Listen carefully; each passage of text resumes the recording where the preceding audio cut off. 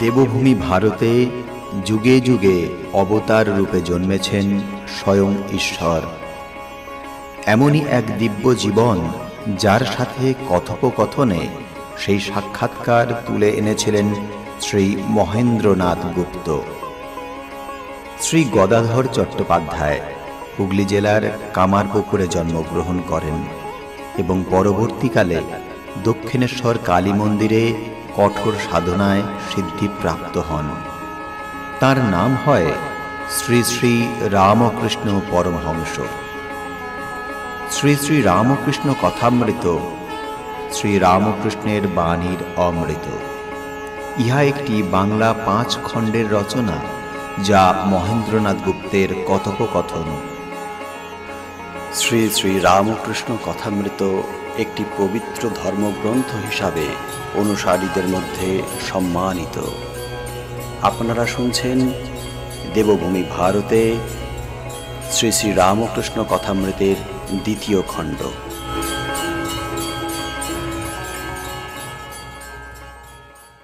দ্বিতীয় পরিচ্ছেদ। ঠাকুর শ্রী রামকৃষ্ণ নহবতের পার্শ্বে রাস্তায় দাঁড়াইয়া আছেন। দেখিতেছেন নহবতের বারান্দার এক পার্শ্বে বসিয়া বেড়ার আড়ালে মণি গভীর চিন্তা নিমগ্ন। তিনি কি ঈশ্বর চিন্তা করিতেছেন? ঠাকুর ঝাউতলায় গিয়াছিলেন, মুখ ধুইয়া ওইখানে আসিয়া দাঁড়াইলেন। শ্রী রামকৃষ্ণ বলিলেন, কি গো, এইখানে বসে? তোমার শীঘ্র হবে, একটু করলেই কেউ বলবে এই এই। চকিত হইয়া তিনি ঠাকুরের দিকে তাকাইয়া আছেন, এখনো আসন ত্যাগ করেন নাই। শ্রী রামকৃষ্ণ পুনর্বার বলিলেন, তোমার সময় হয়েছে। পাখি ডিম ফুটাবার সময় না হলে ডিম ফুটায় না। যে ঘর বলেছি সেই ঘরই বটে। এই বলিয়া ঠাকুর মনির ঘর আবার বলিয়া দিলেন। সকলেরই যে বেশি তপস্যা করতে হয় তা নয়, আমায় কিন্তু বড় কষ্ট করতে হয়েছিল। মাটির ঢিপি মাথায় দিয়ে পড়ে থাকতাম, কোথা দিয়ে দিন চলে যেত। কেবল মা মা বলে ডাকতাম, কাঁদতাম। মণি ঠাকুরের কাছে প্রায় 2 বৎসর আসিয়াছেন। তিনি ইংরেজি পড়েছেন। ঠাকুর তাহাকে কখনো কখনো ইংলিশম্যান বলতেন। কলেজে পড়াশোনা করেছেন, বিবাহ করেছেন। তিনি কেশব ও অন্যান্য পণ্ডিতদের লেকচার শুনিতে, ইংরেজি দর্শন ও বিজ্ঞান পড়িতে ভালোবাসেন। কিন্তু ঠাকুরের কাছে আসা অবধি ইউরোপীয় পণ্ডিতদের গ্রন্থ ও ইংরাজি বা অন্য ভাষায় লেকচার তাহার আলুনি বোধ হইতেছে। এখন কেবল ঠাকুরকে রাত দিন দেখিতে ও তাহার শ্রীমুখের কথা শুনিতে ভালোবাসেন। আজকাল তিনি ঠাকুরের একটি কথা সর্বদা ভাবেন। ঠাকুর বলেছেন, সাধন করলে ঈশ্বরকে দেখা যায়। আরও বলেছেন, ঈশ্বর দর্শনই মানুষ জীবনের উদ্দেশ্য। শ্রী রামকৃষ্ণ বললেন, একটু করলেই কেউ বলবে এই এই। তুমি একাদশী করো, তোমার আপনার লোক আত্মীয়, তা না হলে এত আসবে কেন? কীর্তন শুনতে শুনতে রাখালকে দেখেছিলাম, ব্রজমণ্ডলের ভিতর রয়েছে। নরেন্দ্রের খুব উঁচু ঘর, আর হীরানন্দ, তার কেমন বালকের ভাব, তার ভাবটি কেমন মধুর, তাকেও দেখবার ইচ্ছা হয়। গৌরাঙ্গের সাঙ্গপাঙ্গ দেখেছিলাম, ভাবে নয়, এই চোখে। আগে এমন অবস্থা ছিল যে সাদা চোখে সব দর্শন হতো, এখন তো ভাবে হয়। সাদা চোখে গৌরাঙ্গের সাঙ্গপাঙ্গ সব দেখেছিলাম। তার মধ্যে তোমায়ও যেন দেখেছিলাম, বলরামকেও যেন দেখেছিলাম। কারুকে দেখলে তরাক্কর উঠে দাঁড়াই কেন জানো? আত্মীয়দের অনেক কাল পরে দেখলে ওই রূপ হয়। মাকে কেঁদে কেঁদে বলতাম, মা, ভক্তদের জন্য আমার প্রাণ যায়, তাদের শীঘ্র আমায় এনে দে। যা যা মনে করতাম তাই হতো। পঞ্চবটিতে তুলসী কানন করেছিলাম জপ ধ্যান করব বলে। বাখালির বেড়া দেবার জন্য বড় ইচ্ছা হলো। তারপরেই দেখি জোয়ারে কতগুলি বাখালির রাটি, খানিকটা দড়ি ঠিক পঞ্চবটির সামনে এসে পড়েছে। ঠাকুর বাড়ির একজন ভারী ছিল, সে নাচতে নাচতে এসে খবর দিলে। যখন এই অবস্থা হলো, পূজা আর করতে পারলাম না। বললাম, মা, আমায় কে দেখবে? মা, আমার এমন শক্তি নাই যে নিজের ভার নিজেই লই। আর তোমার কথা শুনতে ইচ্ছা করে, ভক্তদের খাওয়াতে ইচ্ছা করে, কারুকে সামনে পড়লে কিছু দিতে ইচ্ছা করে। এ সব মা কেমন করে হয়? মা, তুমি একজন বড় মানুষ, পেছনে দাও। তাই তো সেজবাবু এত সেবা করলে। আবার বলেছিলাম, মা, আমার তো আর সন্তান হবে না, কিন্তু ইচ্ছা করে একটি শুদ্ধা ভক্ত ছেলে আমার সঙ্গে সর্বদা থাকে। সেইরূপ একটি ছেলে আমায় দাও। তাই তো রাখাল হলো। যারা যারা আত্মীয়, তারা কেউ অংশ, কেউ কলা। ঠাকুর আবার পঞ্চবটির দিকে যাইতেছেন। মাস্টার সঙ্গে আছেন, আর কেহ নাই। ঠাকুর সহাস্যে তাহার সহিত নানা কথা কহিতেছেন। শ্রীরামকৃষ্ণ মাস্টারকে বলিলেন, দেখো, একদিন দেখি কালীঘর থেকে পঞ্চবটি পর্যন্ত এক অদ্ভুত মূর্তি। এ তোমার বিশ্বাস হয়? মাস্টার অবাক হইয়া রহিলেন। তিনি পঞ্চবটির শাখা হইতে দু একটি পাতা পকেটে রাখিতেছেন। শ্রীরামকৃষ্ণ পুনর্বার বলিতেছেন, এই ডাল পড়ে গেছে, দেখেছ? এর নিচে বসতাম। মাস্টার বলিলেন, আমি এর একটি কচি ডাল ভেঙে নিয়ে গেছি, বাড়িতে রেখে দিয়েছি। শ্রীরামকৃষ্ণ সহাস্যে বলিলেন, এ কেন গো? মাস্টার বলিলেন, দেখলে আহ্লাদ হয়, সব চুকে গেলে এই স্থান মহাতীর্থ হবে। শ্রীরামকৃষ্ণ বলিলেন, কি রকম তীর্থ? কি পেনেটির মতো? পেনেটিতে মহা সমারোহ করিয়া রাঘব পণ্ডিতের মহোৎসব হয়। ঠাকুর শ্রীরামকৃষ্ণ প্রায় প্রতি বৎসর এই মহোৎসব দেখিতে গিয়া থাকেন ও সংকীর্তন মধ্যে প্রেমানন্দে নৃত্য করেন। যেন শ্রী গৌরাঙ্গ ভক্তের ডাক শুনিয়া স্থির থাকিতে না পারিয়া নিজে আসিয়া সংকীর্তন মধ্যে প্রেমমূর্তি দেখাইতেছেন।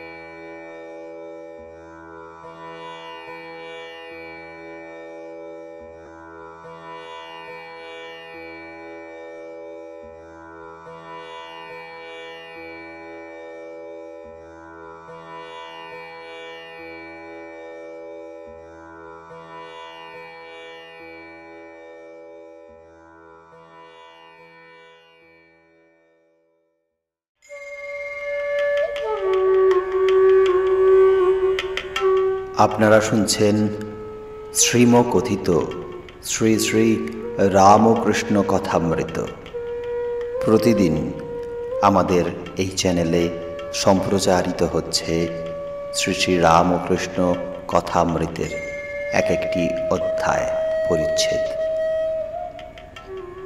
আমাদের চ্যানেলটি থেকে শ্রী শ্রী রামকৃষ্ণ কথামৃত শোনার জন্য এই চ্যানেলটিকে লাইক এবং সাবস্ক্রাইব করে রাখুন এবং বেল আইকনে ক্লিক দিয়ে রাখুন, যাতে প্রতিদিন সময় মতন এটি আপনি শুনতে পান।